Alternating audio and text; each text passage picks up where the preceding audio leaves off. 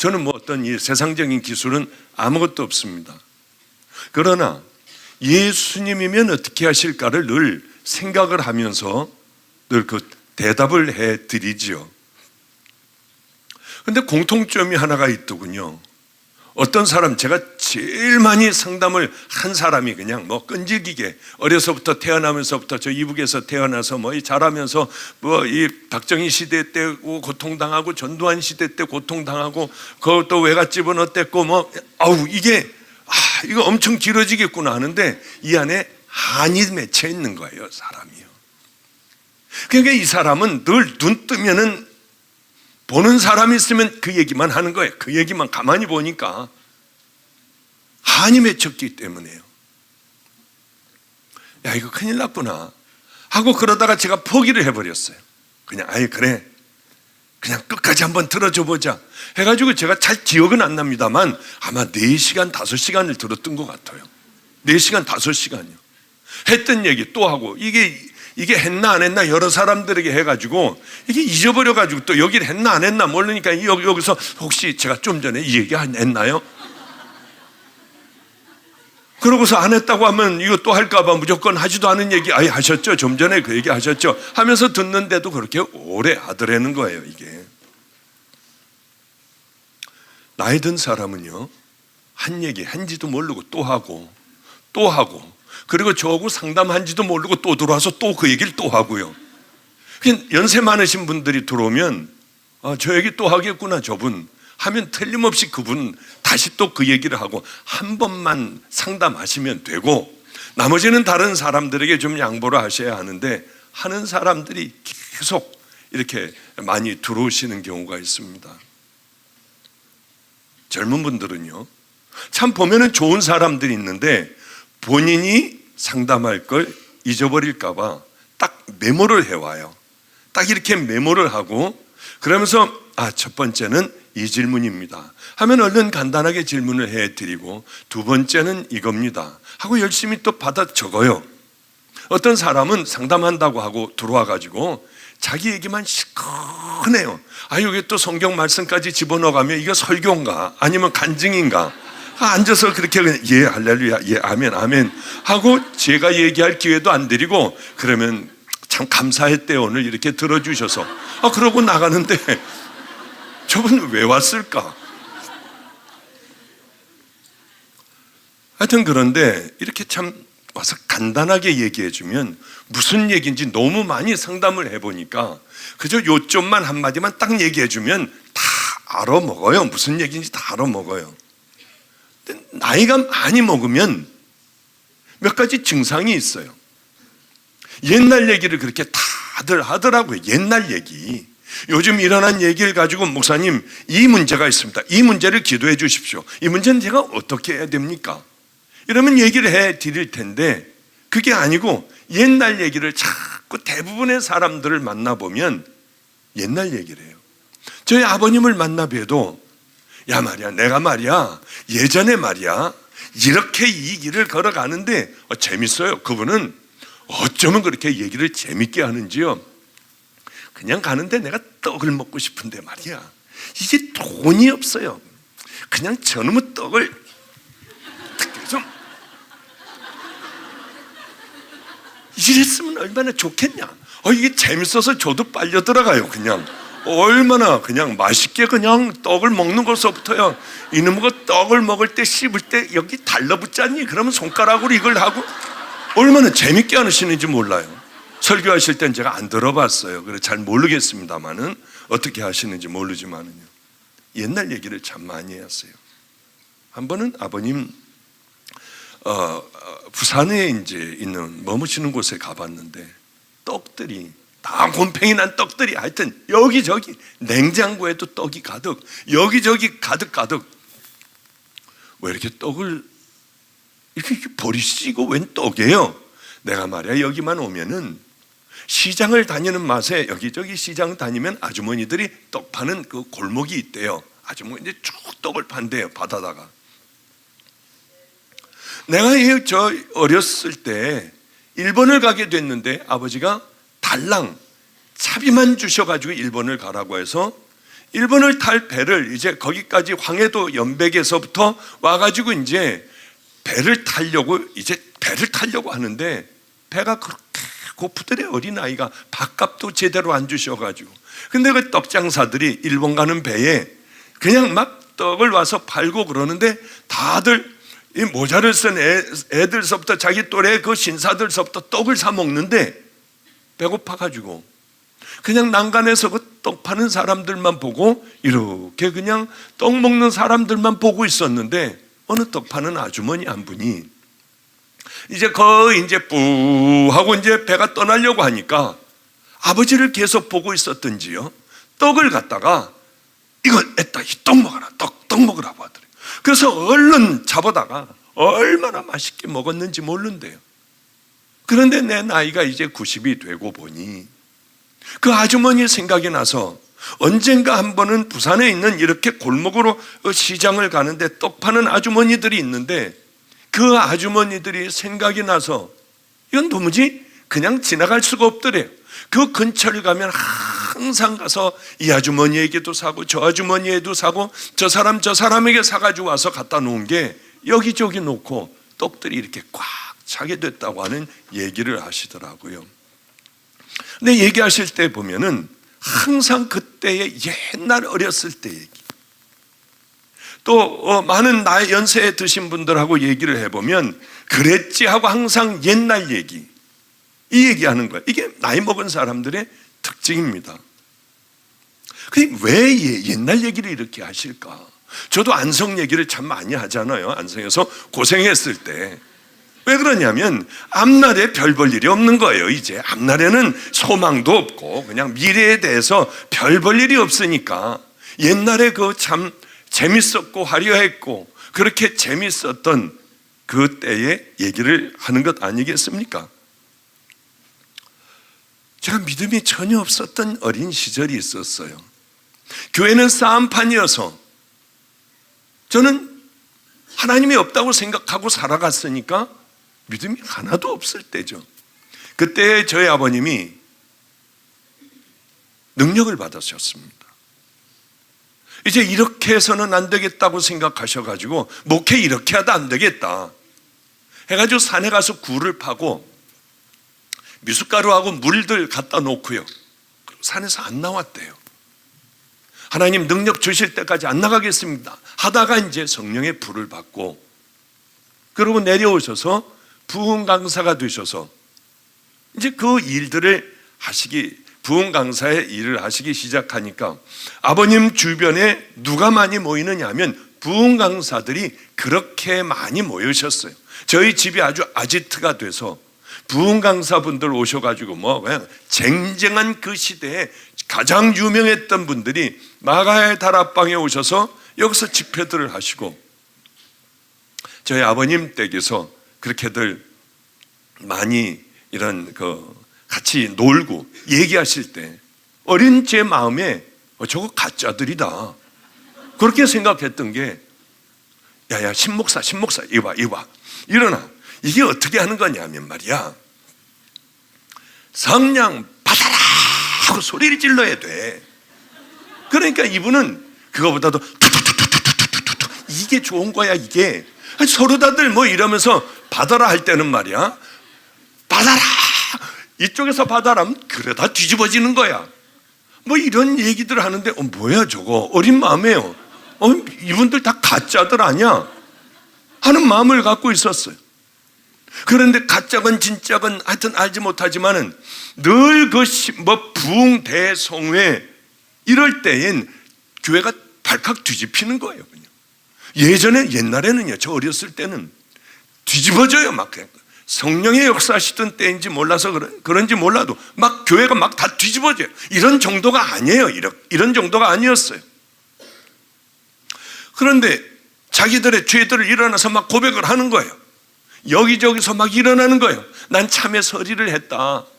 나는 물건을 훔쳤다. 난 돈 떼어먹었다. 난 며느리 저거 꼴보기 싫어 죽겠고, 난 며느리 구박했다. 뭐 난리들이 나요. 그냥 여기저기서 일어나서 울면서들 소리를 지르고요, 누구 걸 뺏었고, 어떤 사람은 사람까지 죽였어요. 별의별 일들이 거기 다 일어나는 거예요. 물론 이제 6.25 때고 뭐 그러니까요. 사람을 그냥 막 쳐 죽여버리고 자기가 살라고 찔러 죽여버리기도 하고 험한 세상들을 살아온 분들이었습니다. 일어나서 그렇게 자기가 죄를 졌다고 하고 자기가 죄를 졌다고 하고 사람들이 일어나 막 아우성을 이렇게 막 소리 지르고 눈물 바다가 됐을 때 다 같이 통성으로 그리스도의 보혈로 씻음 받는 주 한번 기도하겠습니다. 그러면 그때는 막 난리가 났어요. 난리가 났어.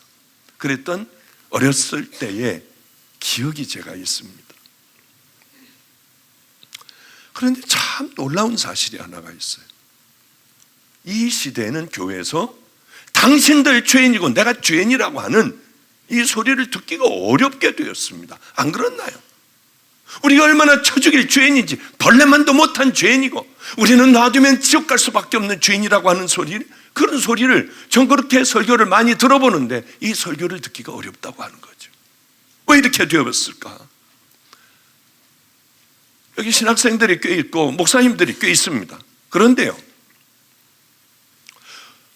교회 성장학이라든가 설교학 이런 것들을 들어보면은 교인들이 싫어하는 얘기는 하지 말라고 해요. 부담스러워하는 얘기를 하지 말래요. 요즘 또 헌금하라고 하는 거, 뭐 교회 진다고 하는 거 이런 거 하지 말라고 하는 그런다고 해요. 왜냐하면은 교인들이 얼마나 이게 교인 하나를 교인을 만드는 게 어려운데요. 그런데 교인이 놓쳐버리니까 축복 준다고 하고 마음 편안한 곳으로 또 예배드리기 아주 쾌적한 곳으로 다 옮겨가 버리니까, 그러니까 그런 얘기는 절대로 하지 말라고 하는 거예요. 그런데 긍정적인 소망을 주고 일어나서 또 걸어가게 하고 그리고 마음에 꿈을 심어주는 이런 교회들은 엄청나게 부흥을 하더군요. 미국도 마찬가지예요.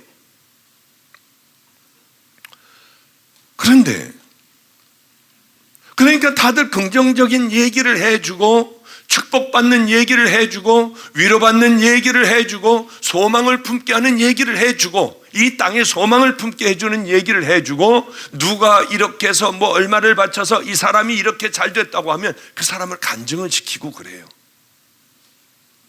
현대인들은, 이 시대의 사람들은 다들 자존감들이 낮습니다. 열등감들이 많아요.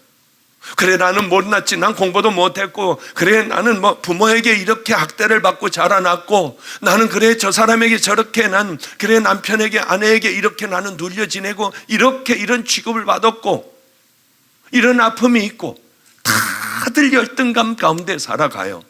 이 열등감 가운데 살아가는 이 사람들에게 당신들 이게 뭐냐 하면은 불뚝불뚝들 다 일어난다고 하는 거죠. 참 재밌어요. 제가 설교를 이렇게 하잖아요. 뭐 실수할 수도 있고 죄에 대한 설교를 단호하게 할 수도 있고요. 저는 타협하고 싶지 않아요. 그러려면 저는 안 해요. 목사 왜 해요 이것을요? 교인들이 죄 문제를 가지고 돌아와 회개하고 믿음의 길을 걸어가지 않는다면 이거 설교해서 뭐예요?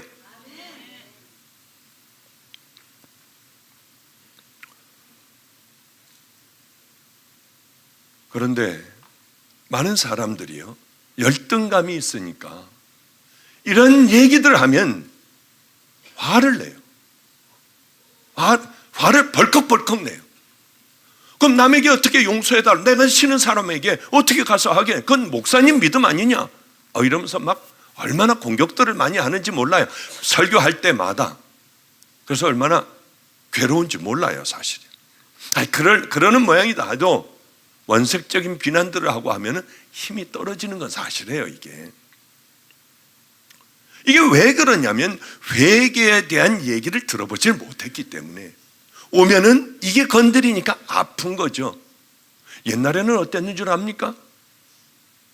권사님이 딸이 하나가 있었는데요, 자꾸 이 딸이 전혀 예수를 믿지 않는 남자애를 좋아하고 자꾸 결혼하려고 하는 거예요. 그럼 목사님들이 뭐라고 하느냐면 안 됩니다. 나는 결혼주례 못 해줍니다. 하면 결혼주례 예식장 가서 하는 거예요. 결혼을 해버렸어요. 그러면 목사님이요, 당신은 1년 동안 성찬식 못 받습니다. 그러면 한 달에 한 번씩 성찬식을 할 때 이 권사님은 죄인인 줄 알고 가슴을 치며 엎드려 기도를 하고 있었어요. 그저 흐느껴 울며 내가 죄인이라고, 딸 잘못 길른 내가 죄인이라고 기도하고 있었어요. 요즘 같으면 여러분들 교회 나오기는 하겠습니까? 교회 옆 교회 뭐 더 당신 잘한다 당신 잘한다 하는 교회로 가겠죠. 그러니 이 시대는 그렇게커녕 죄에 대하여 거론도 못하게 됐어요. 거론도. 저는 생각하기를 이게 바로 현대교회, 지금 대한민국의 교회들의 가장 큰 위기다, 이런 생각을 해요. 그러니까 교인들은 뭐냐면 죄가 뭔지도 몰라요. 내가 지금 어떤 죄를 지고 있는지도 몰라요. 내가 죄인인 것조차 십자가가 필요하지도 않아요. 왜? 죄인인지 모르는데 어떻게 죄인인지 모르는데 뭔 십자가가 뭘 필요해요? 들어보지도 않고 죄에 대한 위기감도 없고. 그러니 십자가가 필요하겠어요? 예수님이 필요하겠습니까? 그러니까 교회에서는 십자가를 떼어버렸어요. 저 떼어버린 교회 많이 집회 다녔어요. 저 십자가가 없어요. 우린 이렇게 가려놓기라도 했지만요, 죄가 뭔지도 모르고 예수가 뭔지도 모르고 십자가가 뭔지도 모르고 어떻게 해야 천국 가는지도 모르고, 그러니까 살다 보니까 몸뚱아리는 교회에 나와 있는데 교회를 다니는데요, 삶은 세상 사람하고 동일한 삶을 살아가더라는 거죠. 세상 사람이나 교인들이나 똑같아졌습니다. 그러니까 비판을 받고 세상 사람들은 우리를 향하여 손가락질하는 거 아니겠나요? 아마 그럴 거예요. 교회 왜 옵니까? 굉장히 기초적인 거를 좀 얘기하고 싶어요. 교회 왜 오나요? 이런 얘기를 하면은 개척교회 목사님들이 안 데려올까 봐 아주 걱정해요, 교인들. 그런데 이 문제가 해결돼야만 교회 문은 열려요. 이제 두고 보십시오. 제가 앞을 보는 눈은 있어요. 우리나라도 동일하게 외국과 같이 미국 또 저 유럽 이쪽과 같이 다 무너져 갈 거예요. 교회들 다 문 닫을 거예요. 어떤 교회들이 살아있느냐? 성령님이 역사하시는 교회와 예수님과 십자가가 죄사함이 있는 교회는 사람들이 꾸역꾸역 모여드는데, 그렇지 않은 교회들은 아마 다 쓰러질 거예요. 틀림없이 유럽을 따라가고 미국을 따라갈 겁니다. 텅텅 비어 있어요. 제가 이제 곧 또 영국도 가고 미국도 가고 해요. 집회를요. 그쪽을 제가 왜 유럽 쪽을 왜 안 가려고 하느냐? 가보면 텅텅 비어 있어요. 연합 집회를 한다고 해도, 도시에서 연합 집회를 한다 해도 다른 데는 물밀듯이 밀려오는데 이곳에는 그저 몇십 명 모이면 잘 모여 있더라는 것이죠. 왜 그러냐면 정말 죄의 문제를 건드려 주지 않고 십자가가 무엇인가를 얘기를 하지 않으니 모임이 되어 그저 왔다 갔다 하다 세상과 똑같으니 슬그머니 나가 세상과 함께하며 나는 크리스찬이라고 얘기를 하는 거예요. 이 시대에도 꼭 그렇게 될 거라고 저는 봐요. 교회는 죄의 문제와 정면으로 맞닿아요. 내가 얼마나 죄인인가를 깨닫고 엎드려 쓰러져 십자가를 붙잡고 주님을 부르는 게 그것이 교회예요.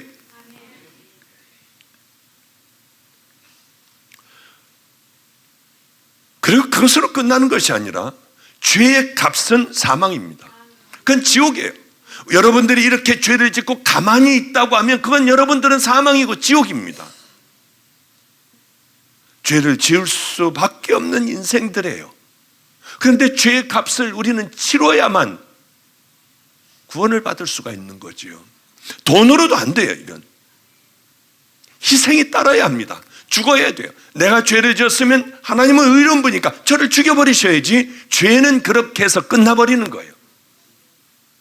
그런데 이거 뭐 하나님께서 우리를 죽여버리실 수도 없고, 그렇기 때문에 뭐 했냐면 소나 양이나 염소나 뭐 이런 것들을 데리고 와서 염소에게 머리에다가 손을 얹고 내 모든 죄들을 다 고백을 해요.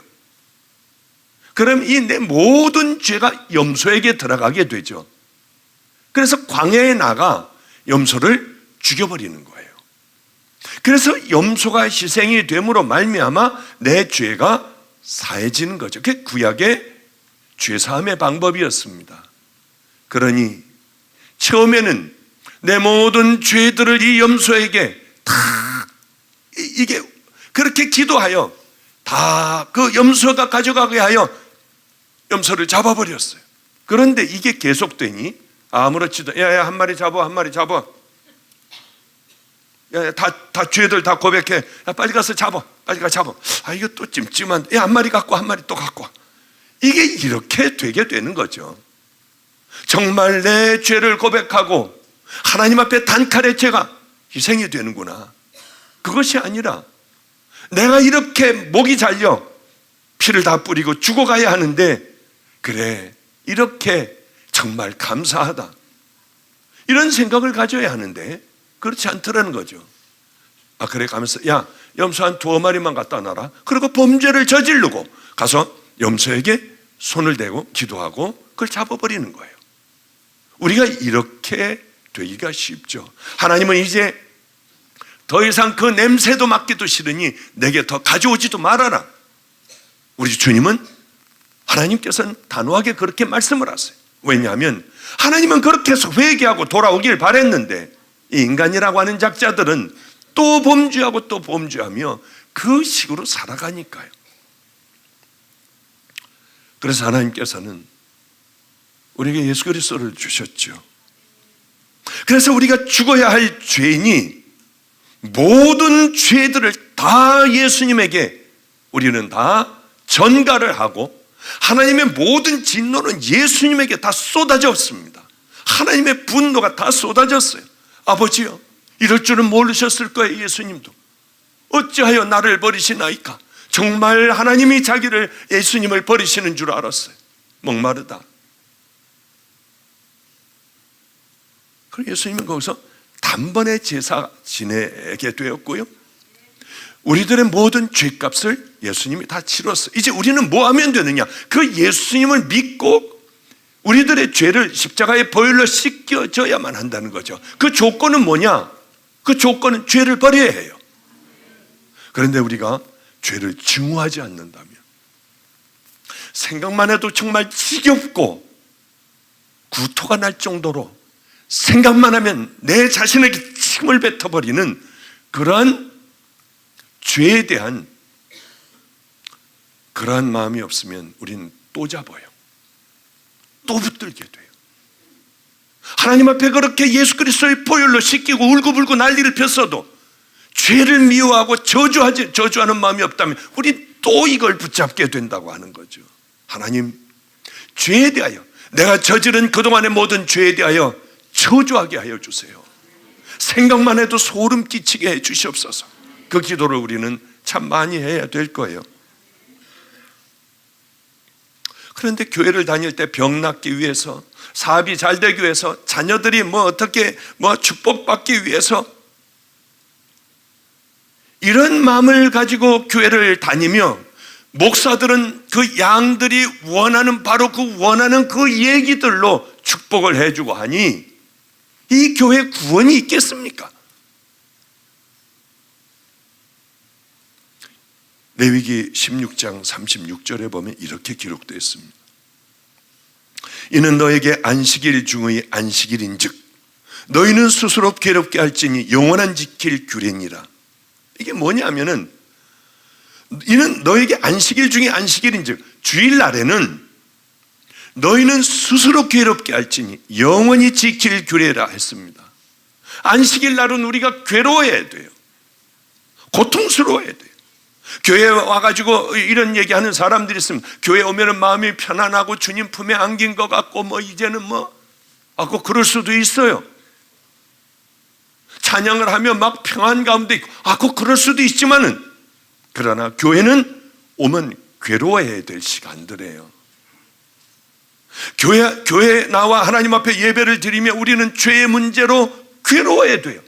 한없이 눈물을 흘려야 돼요.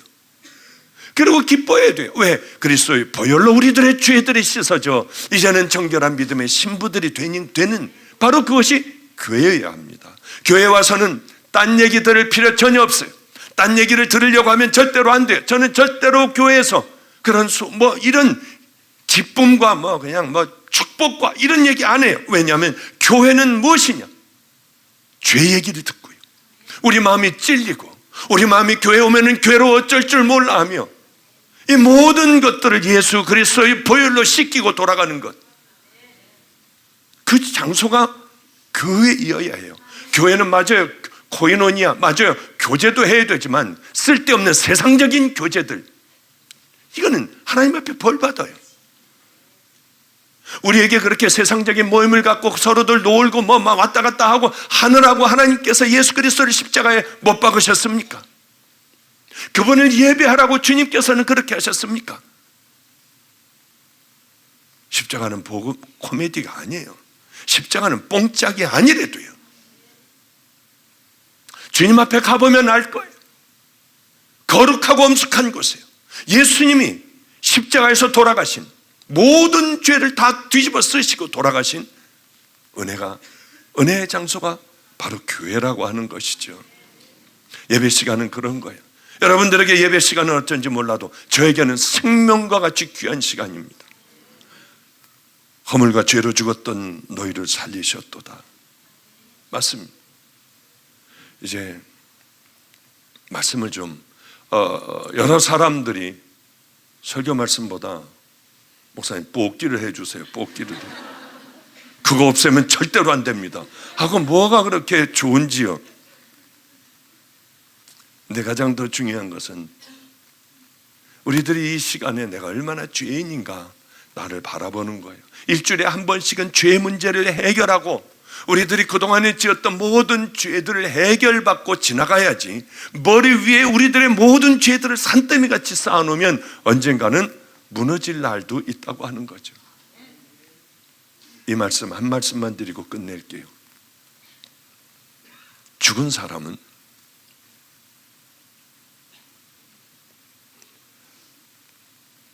아무렇지도 않아요. 욕을 해도 아무렇지도 않고 감동적인 말씀을 해도 죽은 사람은 끄떡 안 하고 아무렇지도 않아요.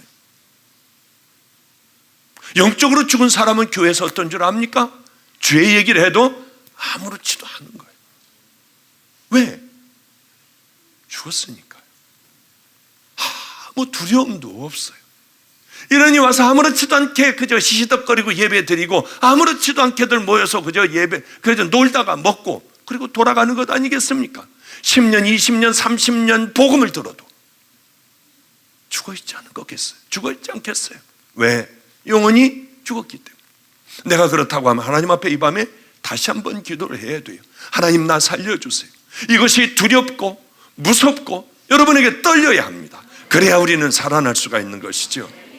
하나님 앞에, 하나님 맞아요, 죄의 삭은 사망이고 하나님의 귀한 은사는 그리스도 예수 우리 주 안에 있는 영생입니다. 맞습니다.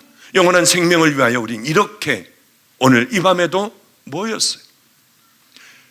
개척교회 목사님들 계시다면, 오랫동안 여러분들이 목회를 했는데 잘 안 된다면 염려하지 마시고 그 때를 기다리십시오. 어떤 때냐? 하나님이 함께하여 주시는 그때. 다른 것은 다 무너져도 복음을 전하고 죄를 전하고 십자가를 전하며 천국과 지옥, 유치하다고 하는 천국과 지옥, 좁은 길, 우리 주님이 기뻐하시는 그 길, 주님이 기뻐하시는 그 일들, 이것들을 얘기하면, 이것을 말씀으로 언제나 넘치면 그 교회는 몇 터지게 하나님이 들어오십니다.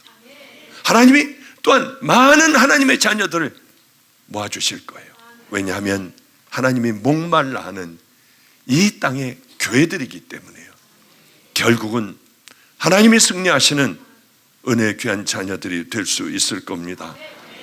자, 이제 드디어 여러분들이 원하시는 그 시간이 왔는데 제가 이런 얘기를 했어요. 야, 애들이 목사님 설교 준비도 그냥 짧게 하시고 좋죠? 아니에요. 왜냐하면 저는 성령님이 함께 해달라고 하고 이렇게 뽑아요. 저는 이게 읽어보지도 않아요. 그런데 오늘은 얘가요, 이렇게 별표로 해놓은 게 있어요. 그건 뭐냐면 한 4장 정도 갖고, 오늘도 뭐 좀 이렇게 들어오니, 목사님. 그래? 그런데 제가 모르고 야, 그거 한 장 줘봐라 하고 읽었어요. 읽는데요, 이거는 꼭 좀 내가 얘기를 해줘야 될 부분이다. 그리고 여기다 별표를 좀 해놔라. 그리고 내려가서 나머지 다 받아오는 것 여기다가 놔라. 이거는 내가 꼭 얘기를 해줘야 될 그런 부분인 것 같다. 제가 그런 얘기를 해서요, 죄송해요. 오늘은 그저 한 2장인가 그렇게 제가 봤어요. 근데 왜? 이게 주님께서 그렇게 하셨구나 하는 생각을 제가 그냥 나름대로 했습니다. 그런데 우리 아이들하고 반은 진담, 반은 농담 겸, 너희들은 재밌지만 나는 굉장히 힘들어. 성령님과 함께 하는 것이 더 좋겠냐, 아니면 내가 준비해서 하는 것이 더 좋겠냐? 성령님이요, 그런 소리 말아라. 왜 그러냐면 제가 준비해서 하는 건 딱 준비해 가지고요, 여기서 이렇게 하면 돼요.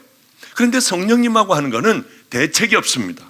그냥 이렇게 해가지고 성령님이 저를 이끌어 주시는 대로 이제 그대로 끌고 나가는 거예요. 질문에 대한 대답도 그렇습니다. 그런데 저도 죄인이잖아요. 저도 생각으로 난 미워하고 판단하고 정죄하고 내 눈에 있는 들보를 못 보고, 왜 그럴 때 있지 않습니까? 그럴 땐 성령님께서 음성이 작아져요. 거의 안 들려요. 그럴 때 뽑으면 어떻게 되겠어요, 이거? 저는 그런 능력이 없거든요. 뭘 이렇게 순간적으로 막 탁탁탁탁, 이 순발력이 없어요. 저는 그저 멍해요, 그냥. 그러니 여러분들이 이해해 주셔야 될 건, 제가 이렇게 보고 제가 대답을 못하고 어리버리 하면은, 저 목사님은 또 죄졌구나. 그래서 우리 주님이 지금 이렇게 말씀을 안 들려주시는걸 하면은 틀림없을 겁니다.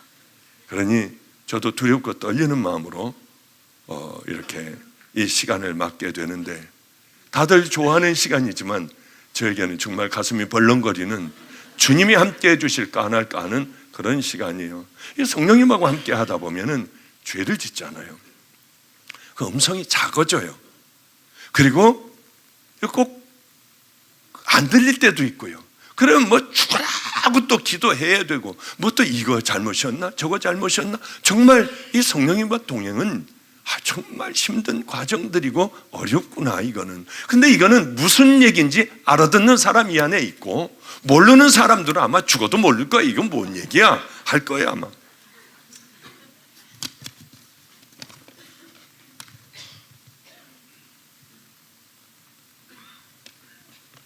이거 아까 본 게 아닌데 이게 잘못 뽑았네요. 참.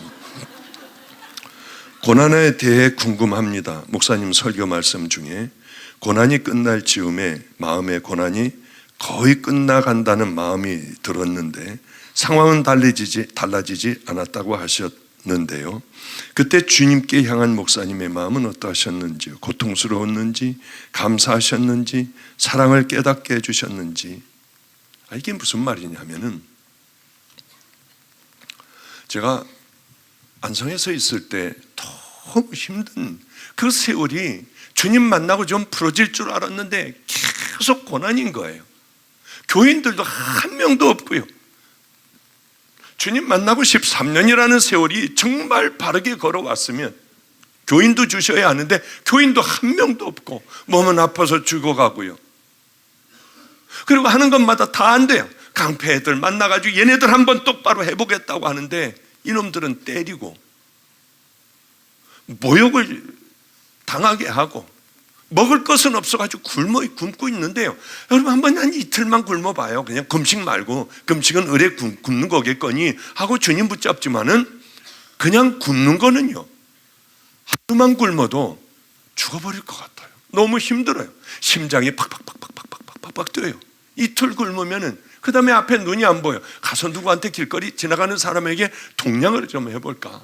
죄송합니다, 제가 돈이 없어서 그런데 이거 해볼까? 아니야, 나는 주님의 종이야. 그러면은 전도사님네나 목사님네 가가지고 슬쩍 가서 거기 있으면은 밥을 줄까? 아니야, 나는 그럴 수 없어. 나는 주님의 종인데 추접스럽게 내가 가서 얻어먹을 수는 없어. 그리고 이제 살아왔죠. 그랬는데 이제 힘들고 어려운 일들이 굉장히 많았어요. 그때마다 한번 좀 똑바로 해보려고. 그래, 힘들어도 내가 이렇게 할 거야. 나를 때려내도 면회를 가고요. 그리고 이제 목사님들 하고 한 달에 한 번씩 밥을 먹습니다. 우리는 교육자 회의라고 했어요. 그래, 거기 가가지고 먼저 생각을 하는 거예요. 야, 교육자 회의 이제 3일만 이제 좀 배고프면 한 끼 가서 죽어라고 무지하게 먹어야지. 그러고 막 좋아서 어쩔 줄 몰라요. 우리는 이제 돌솥밥을 먹었습니다. 그래, 돌솥밥 여기다가 따라 놓고 여기다 주전자에서 물을 부어 놓고 탁 덮어 놓고, 그리고 상하고 상 사이에 앉아서 먼저 가서 있다가 양쪽에 다니면서 두부서부터 부침개서부터 양쪽에 이 반찬으로 배불리 먹고, 그 다음에 밥을 먹고, 그 다음에 누른밥을 먹고, 야, 이럴 거야.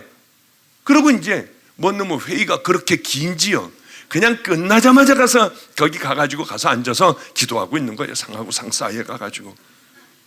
그리고 이제 드디어 똑바로 앉으라고 해도 그냥 상관없이 그 가운데서 앉아서 있다가 밥 먹을 때가 이제 감리사님이 기도를 하시고, 그래서 이제 천천히 여기서 갖다 놓고, 여기서 천천히, 남이 옆에 있는 목사님들이 눈치가 얼마나 빨라요. 천천히 양쪽을 왔다 갔다 하면서 먹고, 그 다음에 이제 밥을 한 숟갈을 딱 먹었는데요, 물까지 다 부어놓고 작전대로 다 됐어요.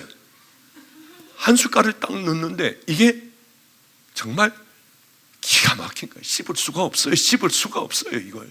그래서 그냥 꿀떡하고 삼키면 여기서 뜨거운 게 딱 들어가는데요, 이게 하나가 들어가니까 눈이 밝아져요. 두 번째, 이제 배부르게 본격적으로 먹어야겠다 하는데 집에서 애들이, 굶고 있는 애들이 있어요. 근데 혼자 가만히 못 먹겠더라고요. 아무리 내가 배가 고파도 마음의 신앙이나 뭐 이런 게 아니라, 내가 훌륭한 사람이라 그런 게 아니라 양심이 있잖아요. 애들이 도시락을 못 사줘요. 학교를 가요.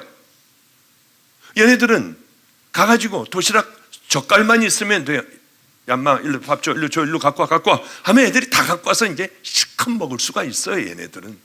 그런데 젓가락을 부러뜨려 우리 주님이 하셔. 배고파도 한번 굶어봐. 우리 주님이 기억하셔. 너희들 그 삶을 살아가야 한다. 그럼 하나님이 나중에 너희들이 지금 이걸 기억하셔. 가장 힘들 때 젓가락을 부러뜨리고 너를 주님 앞에 기도해. 그리고 냉수 마셔, 물 마셔.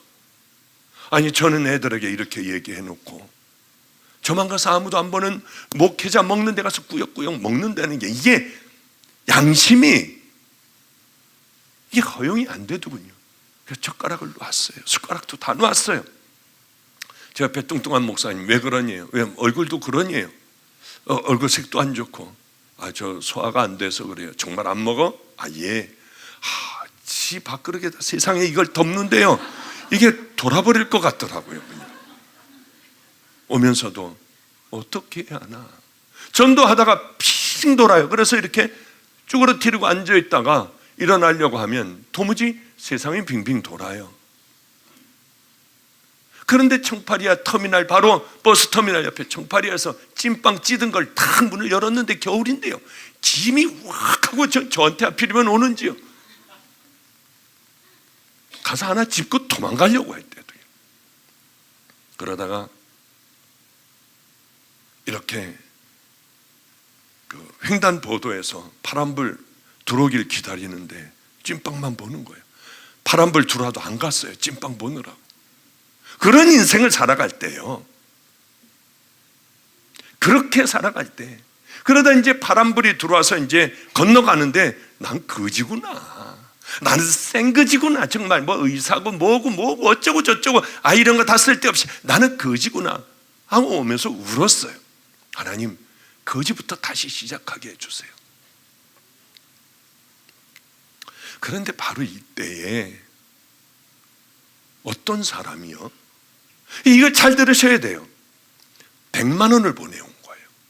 그러니 제가 어떻겠어요? 애들이 왔을 때요, 손 붙잡고 막 100만 원 왔다, 100만 원. 야, 이 100만 원 봐, 100만 원 하면서 막 다 뛰었어요. 막, 야, 라면을 100만 원어치 나가 사러 가자. 이 여기다 쫙 갔다가 라면 100만 원어치 사다 놓고, 그때는 100만 원이 어마어마했습니다. 그래서 아침에도 먹고 말이야, 학교 갔다 와서 저녁 때도 한 개씩 먹고 하자 우리. 그러고 애들하고 좋아하는데, 저 뒤에 앉아있는 임철 목사, 우리 교회 부목사예요. 전화가 왔더라고요. 목사님 큰일 나시오. 왜? 태풍이 와가지고 다 날아가 버렸시오. 그래가지고 가봤더니 기가 막히더라고요. 그래서 100만 원 다 놓고 나왔어요. 그때 하나님이 보셨어요. 이걸 여러분 한번 생각해 보세요. 여기에 70만 원, 여기에 30만 원을 따로따로 갖고 갔습니다. 웬만하면 30만 원 주자. 이게 또 헷갈릴까봐 괜히 70만 원 주고 와서 괜히 이게 이럴까봐, 돈 많은 데는 오른손이니까 힘이 세니까 70, 왼손에는 30. 왜? 힘이 약하니까, 나는 오른손잡이니까 이걸 잊어버리면 안 돼. 그걸 가봤더니 다 무너진 거예요. 그래서 이걸 화장실에 가가지고 다시, 지금 우리 부목사예요, 다시 다 집어넣어가지고 이거 주고 나왔어요. 전화, 이제 우리 주님이 더 주시겠지. 왜 나는 이 모양일까? 이거를 한번 아셔야 돼요. 정말 내게 찬스가 왔을 때 하나님께서는, 내가 바른 믿음의 길을 걸어간다면 하나님은 반드시 시험하세요. 제가 여태까지 지금까지 살아온 삶 중에 그러지 않은 경우는 없었어요. 절체절명의 그 순간, 아니 그렇게 배가 고플 때였어요. 그때 100만 원이에요. 그래서 주님은 보세요. 저는 그걸 알았어요.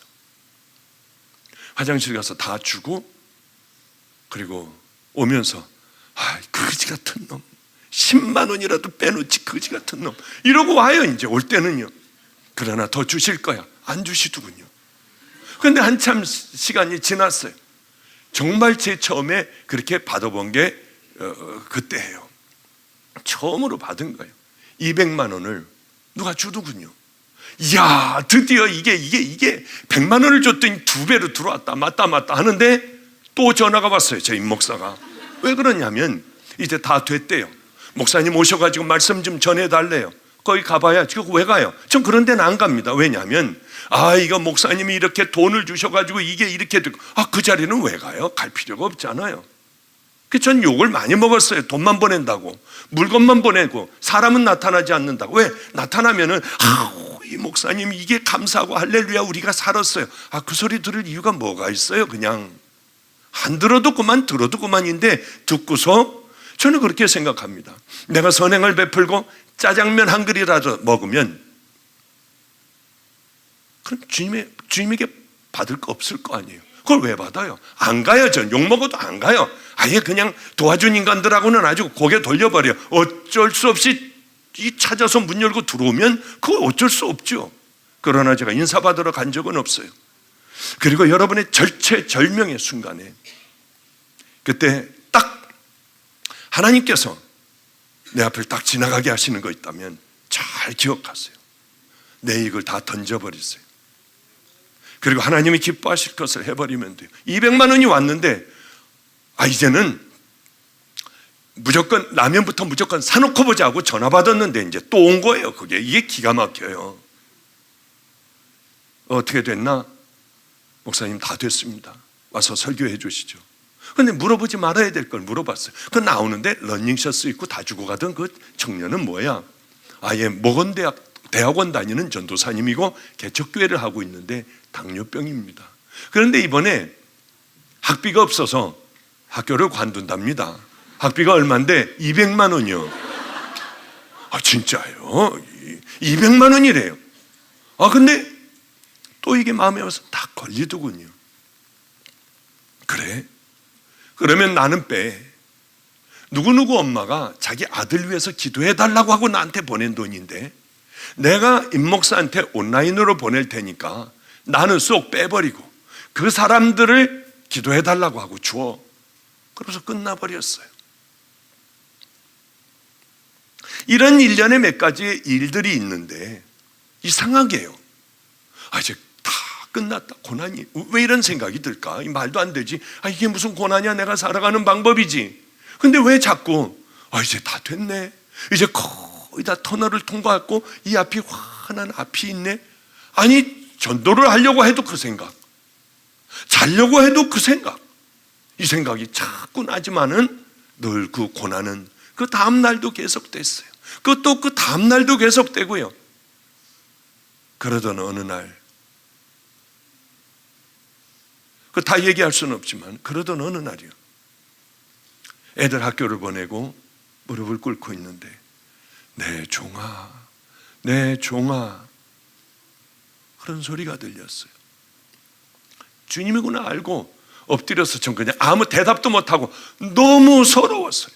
13년 동안의 그 삶이 너무 기가 막혀 엎드려서 소리내고 그냥 참을 수가 없더군요. 그냥 저는 원래 소리내고 안 울어요. 그냥 속으로 그냥 꿀떡꿀떡 울고 말죠. 뭐 여기서 뭐 눈물을 흘리고 그러질 않아요. 아버님에게 매를 맞아가며 남자놈이 울었다가는 난 맞아 죽을 줄 알아. 그리고 몽댕이를 들고서 눈물을 흘리기만 해봐. 그 왜 날 그렇게 키우셨어요?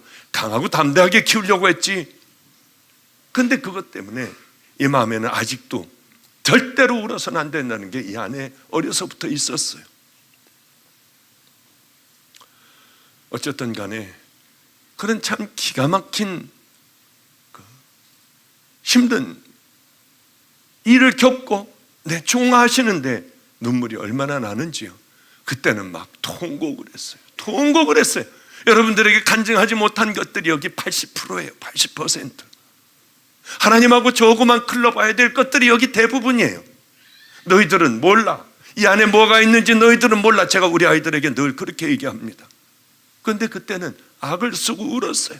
엎드려서 한없이 울었어요. 주님의 말씀은 계속됐습니다.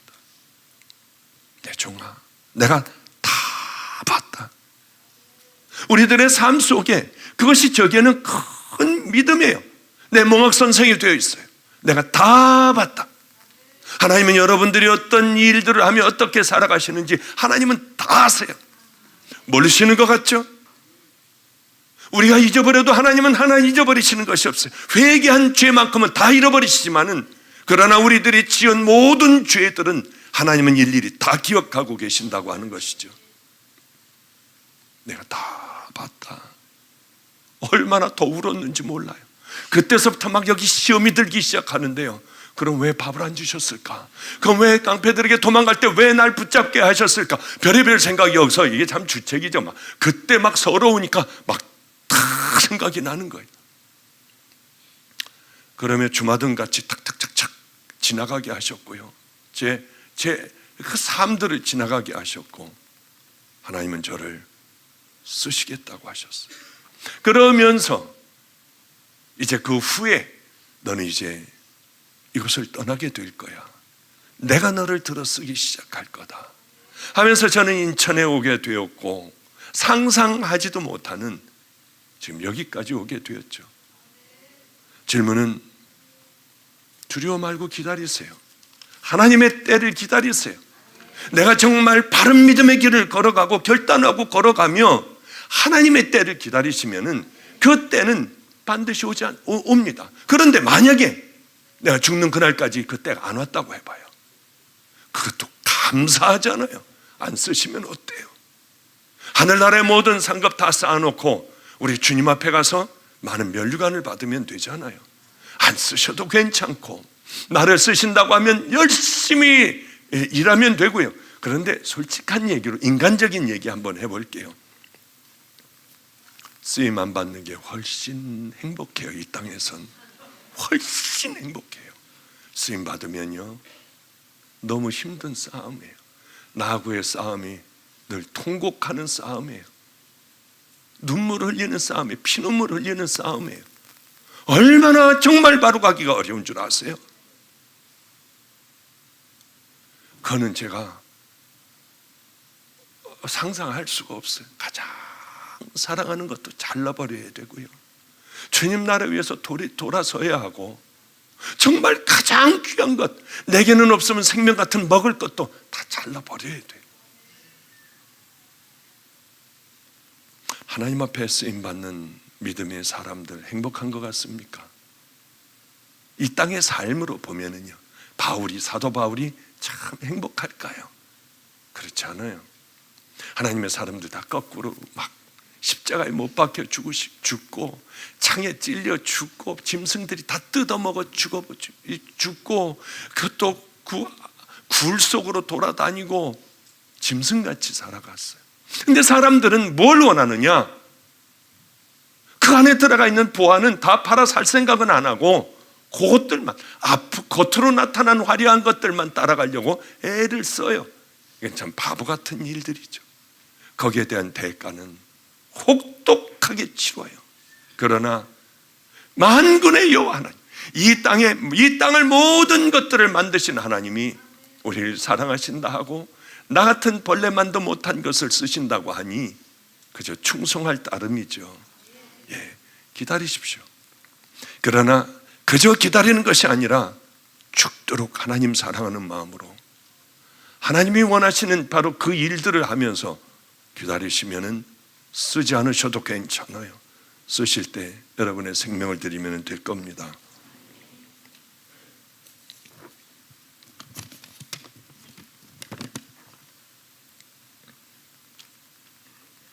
이제 이 요한계시록 같은 건 저한테 물어보지 마세요. 저 왜 잘 몰라요. 이거는요. 딱 요한계시록 딱 물으셨네요. 요한계시록 6장 2절에 기록된 흰말 뜻이 참 궁금했어요. 가짜가 진짜인 척 탈을 쓰고 진리를 거스려 자신들의 의로 가득한 복음을 전하는 자들을 두고 주님인 그들이 흰말을 탄 자라고 분명하게 보여주셨어요. 그런 후 이분에게 개인적으로 보여주신 모양이네요. 주님은 저에게 말씀하셨어요.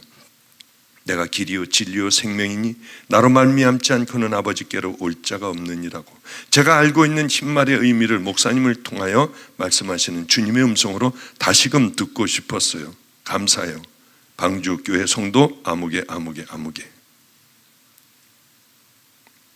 흰말은 그 이만희가 타는 거 아닌가요? 저는 잘 모르겠어요. 이만희 타고 사진 찍었더구만요. 죄송해요. 근데 이제 이 부분은 그런 부분이죠. 요한계시록에 흰말에 대해서 이제 흰말, 붉은색 말, 검은 말, 또 하나 청동색인가요? 전 잘 모르겠습니다만은 그런 말들이 나오죠. 이건 악한 하나님을 대적하는 그런 것들이라고 생각하는데요. 반면에 요한계시록 몇 장인지는 잘 모르겠지만 19장일 겁니다. 아마 요한계시록 19장 11절에 백마를 타신 분, 또 내가 하늘이 열린 것을 보니 보라 백마 탄 자가 있으니 그 이름은 충신과 진실이라. 그가 공의로 심판하며 싸우더라. 그의 눈이 불꽃 같고 그 머리에 많은 면류관이 있고 또 이름 쓴 것이 하나가 있으니 자기밖에 아는 이가 없고 이렇게 여기 또 금방 돌아가면은 흰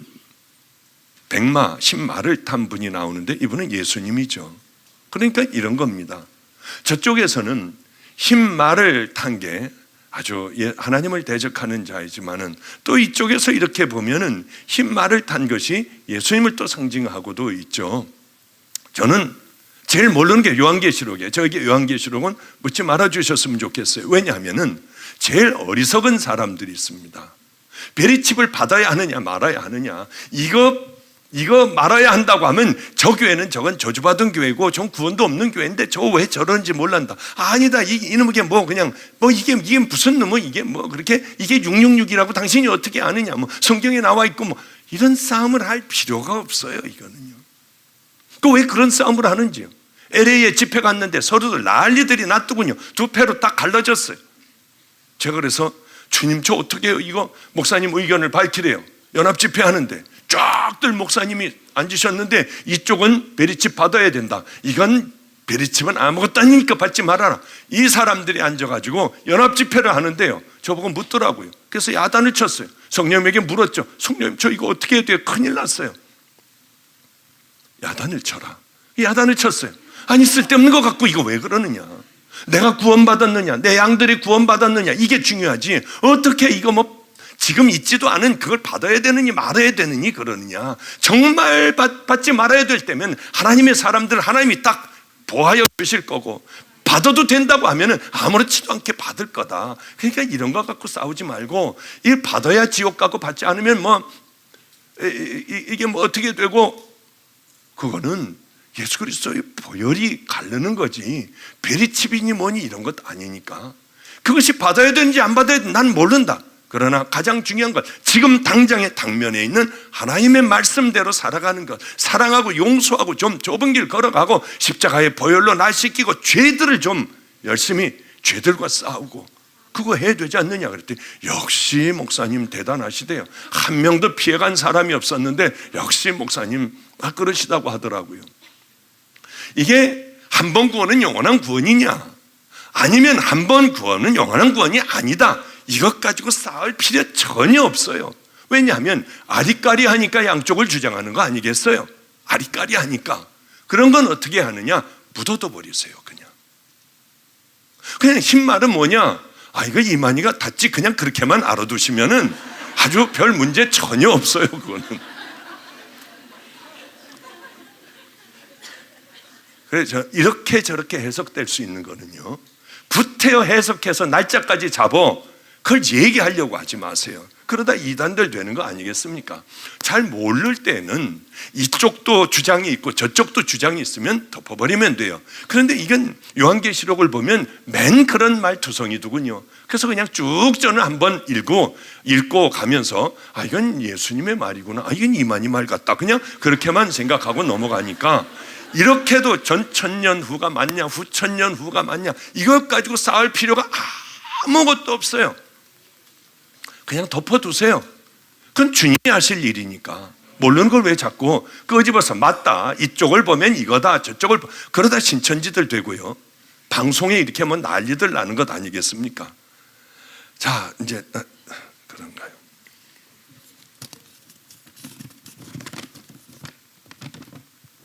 저는 사기 말 암 환자인데 하나님께 마음 깊이 기도를 하고 싶은데 아무 소리도 기도도 되지가 않아요. 외쳐 애원하고 싶은데 기도하려 하면 머릿속에 아무 생각이 나질 않아요. 하나님께 전해지는 기도는 어떻게 해야 하나요? 여러분, 이건 우리들과 동일한, 여러분들도 궁금한 문제일 거예요. 그런데 여러분들이 아니라 이분에게는 왜 심각하냐, 뭐 여기 앉아 계시겠죠. 좀 전에 받아온 거니까. 이분에게는 왜 심각하느냐, 그것은 다른데 심각한 게 아니라 이분에게는 이제 생명이 얼마 안 남았어요. 암 사기면은 의학적으로 볼 때는 끝난 상황입니다. 이제 하나님 앞에 가야 해요. 그러니까 이분이 하나님께 마음 깊은 기도를 드리고 싶어 죽겠는데 아무리 소리를 질러도 그냥 입술로만 소리 지르는 거지, 이 마음이 그렇지 않다고 하는 거예요. 이런 때가 얼마나 많아요. 그러면 박 목사는 기도할 때마다 눈물 콧물 흘리고 가슴이 찌릿찌릿하고 뭐 그냥 하나님 사랑해서 어쩔 줄 모르느냐? 아니에요. 저도 대부분 이분 같아요. 에이 설마, 정말이에요. 저도 정말 그래요. 그냥 거룩하고 자비로우신 우리 하나님께서 저를 붙들어 주시사 오늘도 하나님 승리하는 하루의 이 일들을 딴 생각해도 줄줄줄줄 나와요. 저는요 뭐 하도 오래 기도를 해가지고 딴 생각하며 남들 이렇게 입으로는요 자비로우신 우리 하나님 아버지여, 부족한 죄인은 사랑의 종이 되게 하여 주시고 거룩한 은혜의 종이 되게 하여 주시옵시며, 그러면서 이쪽으로 난 그 자식이 그럴 수가 있어 나한테? 정말이에요. 저는 용서받지 못하려면 하나님 아버지께서 우리에게 은혜를 베풀어 주시옵소서. 저도 이거 하고 있으면서요, 저 못된 놈, 저건 아주 생각만 하면 저 짜증나는 놈이야. 이 문제를 어떻게 이렇게 만들 수가 있어. 저도 그래요. 만약에 저는 딱 앉으면은 성령님이 저를 딱 둘러쳐 주시고 제가 기도할 때마다 막 그냥 옆에 막 겁도 움직이고 말이에요. 뭐 그런 거 없어요. 저도 기도할 때요, 이런 짜증난 저런 죽일 놈 같으니 어떻게 저럴 수가 있나 저놈이. 그러다가 보면 제가 깜짝 놀라요. 기도하다가 제가 이 짓 하고 있으니까 거룩하신 우리 주님 용서해 주세요. 왜 이러는지 모르겠어요. 저도 이럴 때도 굉장히 많아요. 제가 늘 말씀드리잖아요. 여기서 교회에서 열심히 한 3시간 기도하고 이제 일어나야겠다 하는데 그때 저렇게 문을 딱 열고 들어오는 거예요. 그때야 들어오는 거예요. 제가 기도할 때 좀 와가지고 한 2시간 전에 1시간 전에 와서 좀 봤으면 좋을 텐데 하필이면 일어나려고 하는데 발지하러 일어나려고 하는데 그때 딱 들어오니까 저도 모르게 후닥닥 다시 앉더라고요. 그냥 그리고 머리를 흔들고 제가 이걸 붙잡고 이걸 이렇게 흔들고 있는 거예요. 얼마나 제가 짜증이 났던지 몰라요. 내가 지금 뭐하고 앉아있지? 진짜 그랬어요. 주님, 저는 지금 대가리를 흔들고 있어요. 정말이에요. 이런 제가 너무나 짜증이 났어요. 다시는 우리 아이들도 제가 기도하는 모습 못 봤어요. 그 이후에 저는 안 보여요. 문 다 잠그고. 하나님, 절대 제 기도하는 모습 여기서 어쩔 수 없지만은 기도하는 모습 절대 안 보이겠어요. 이제 앞으로 절대 안 보이겠어요. 아마 제가 죽는 그날까지 우리 집에서 우리 아이들이나 누구나 저 기도하는 모습 못 볼 거예요. 기도하다가 누가 웃으면 벌떡 일어나 버려요. 왜냐하면 그 아픔이 있기 때문에. 가장 중요한 건 뭐냐? 이제 안 그러면 돼요. 그리고 저도 똑같아요. 위선도 있고요. 기도하다가 얼른 기도하는 척도 하기도 하고요. 사람들 오기만 하면 이걸 더 흔들 때도 있고요. 어떤 경우는 거룩하게 손도 들기도 하고요. 그러다 이게 죄인 줄 아는 거예요. 저도 이게 바리새인이구나, 이게 거짓된 거구나. 그런데 왜 그래도 기도할까요? 기도하다가 하루는 어쩌다가 한 달에 한 번은 딱 걸리는 게 깊은 기도에 들어가는 거예요. 그런데 그것마저도 안 해버린다고 하면 안 돼요. 그리고 아파 죽어가는 분이요, 염려하지 마세요. 육신의 고통이 있고 정말 괴로움이 있고 이제 두려움이 있고 이 모든 것들이 있으면 기도 안 돼요. 잘. 그러니 제일 어리석은 사람은 나는 그대 실컷 놀고 늙고 난 다음에 죽어갈 때 딱 해야겠다. 절대로 안 돼요. 미리 쌓아놔야 돼요. 그런데 염려하지 마십시오. 말기암 환자인데 하나님께 마음에 깊이 기도를 하고 싶은데 아무리 소리쳐도 안 돼요. 하나님은 그 마음을 이미 받으셨어요.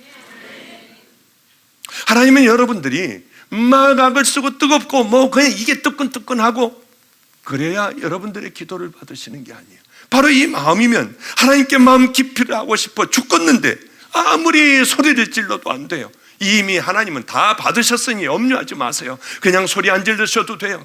이제 너 얼마나 힘드시겠어요. 들어누워서 그저 주님 이 한마디만 해도 우리 주님은 무슨 말씀인지 다 아세요. 얼마나 깊이 기도를 하고 싶은지 주님은 이미 다 아시니까 그저 주님 아시죠?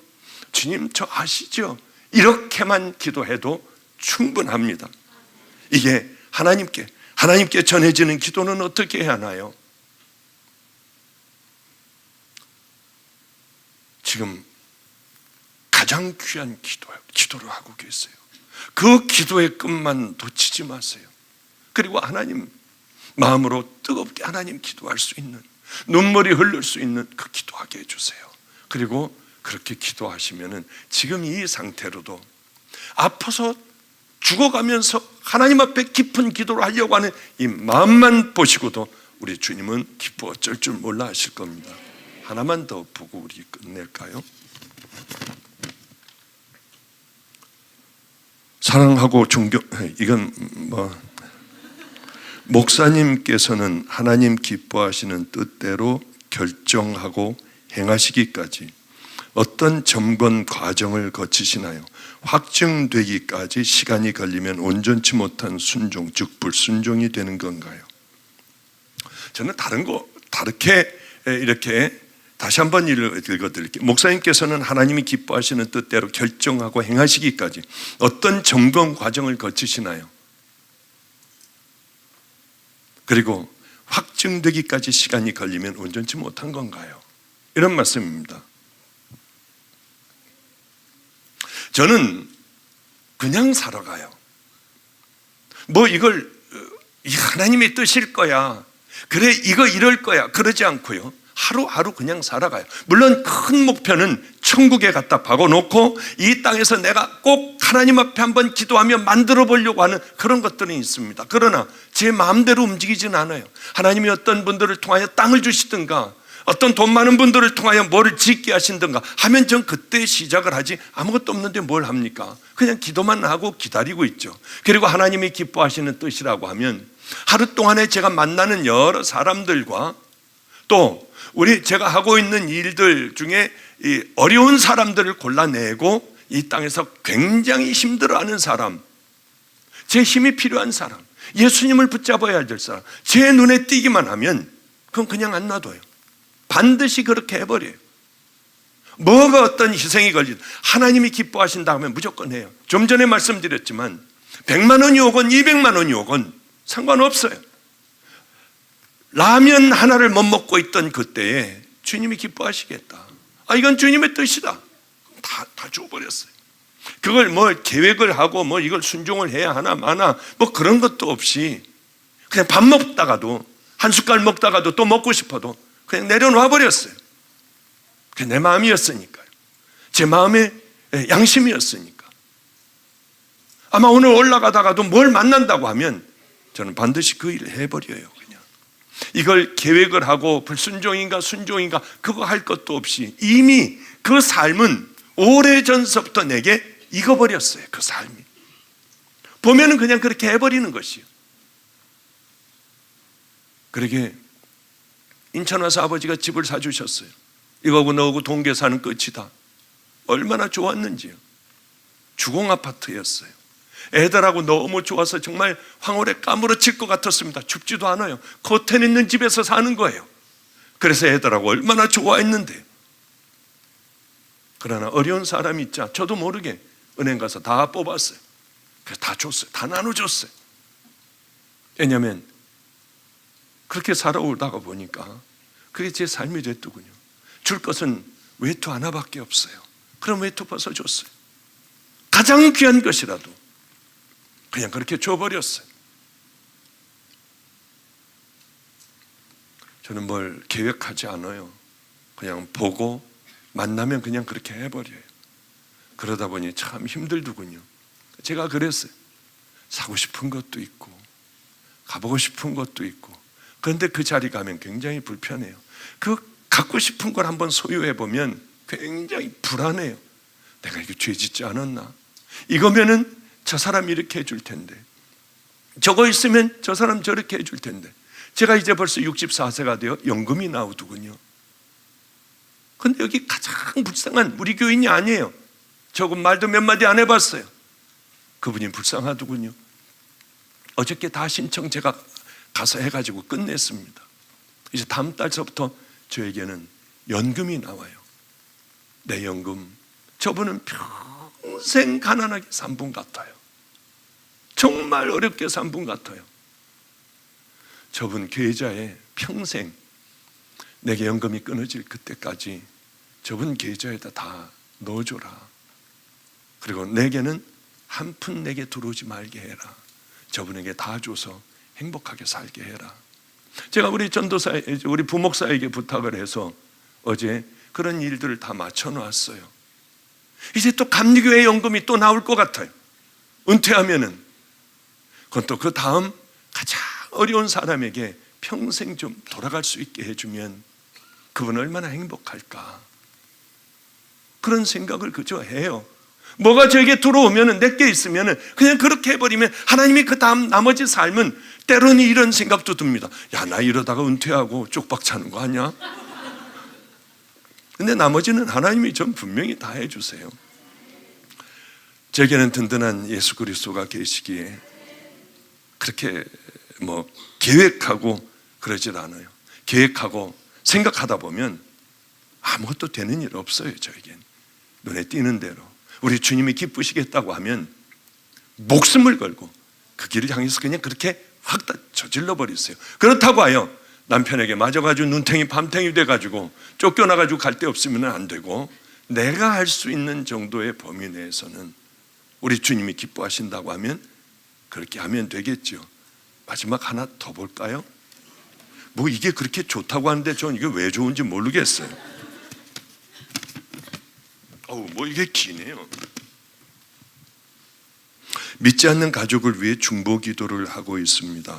그러나 저희 기도가 깊을수록 그의 태도는 완악하기 이를 데 없습니다. 물론 주님은 저희 기도에 응답하여 주셔서 그가 반드시 주님께 나아갈 테지만 죽기 전에만 구원받으면 되는 걸까요? 왼수 남편 같군요.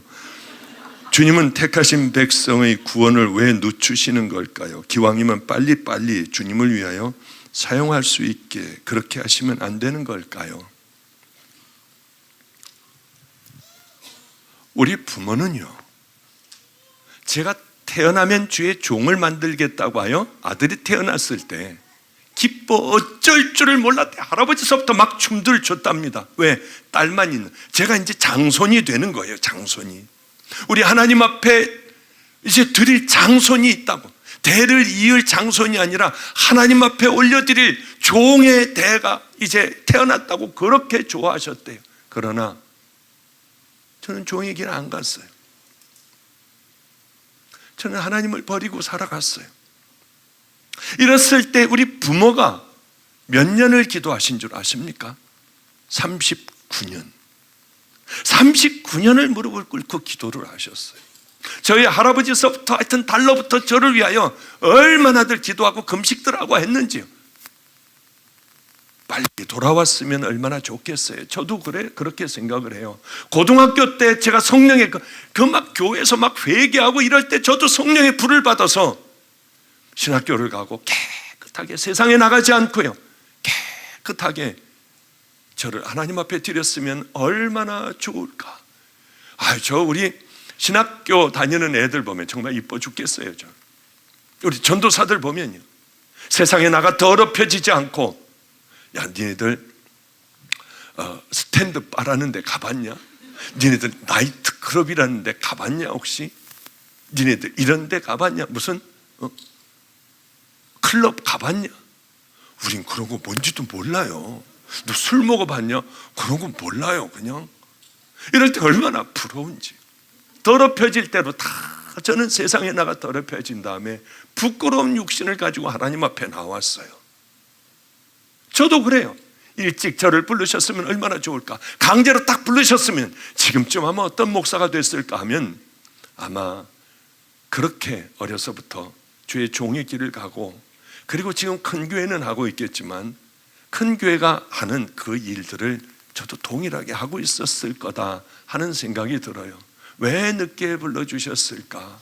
39년이나 되는 세월을 왜 이렇게들 기도하게 하셨을까? 기도가 깊으면 깊을수록 은혜가 큰 귀한 남편 아니면 누군지 모르지만은 완악하기가 짝이 없는 그분은 아마 하나님 앞에 깊이 돌아올 줄로 믿어요. 두려워하지 마시고요, 꾸준히 자식들 위해서 그렇게 고통당하는 분이 있을 거예요. 자식들의 구원을 놓고요, 절대 멈추지 마십시오. 생명을 걸고 꼭 기도하세요. 목숨 걸고 기도하면 저 같은 정말 더럽기가 짝이 없는, 전 저를 생각할 때마다 쓰레기, 벌레, 악취나는 오물, 저는 우리 주님 앞에 기도 올릴 때 그렇게 올려요. 그게 제 마음이니까. 이런 자도 아마 제가 지었던 모든 죄들을 우리 부모에게 알리고 우리 부모가 봤다면 너는 끝이다 이제. 너는 우리 집에 들리지도만, 너는 너하고 나하고 부모의 관계는 끝이야. 분명히 그러셨을 것 같아요. 그런 오물덩어리인 저도 부모들의 기도를 통하여 이 길을 이렇게 죄송하지만 버려진 채로, 그러나 마지막에는 하나님 앞에 생명을 다해 보려고 이 길을 걸어가요. 자식이나 남편이나 믿지 않는 부모를 두고 있는 여러분들이 있다면 두려워하지 마세요. 한 가지, 끝까지 기도하세요. 하나님의 때가 있습니다. 하나님은 그 이유가 각각 그때 돌아오게 하는 이유가 반드시 있으세요. 좌절하지 마시고요, 그것이 때가 늦는다 해도 엎드려 하나님 앞에 생명을 다해 기도할 때 눈물 나는 통곡을 하는 그 은혜의 기쁨은 또 우리에게 있을 줄로 믿습니다. 기도하죠. 하나님 아버지요, 늘 어려움을 피해가게 하여 주시고 성령님께서 말씀하여 주시는 그 은혜로 성도들의 궁금한 점 하나님 이렇게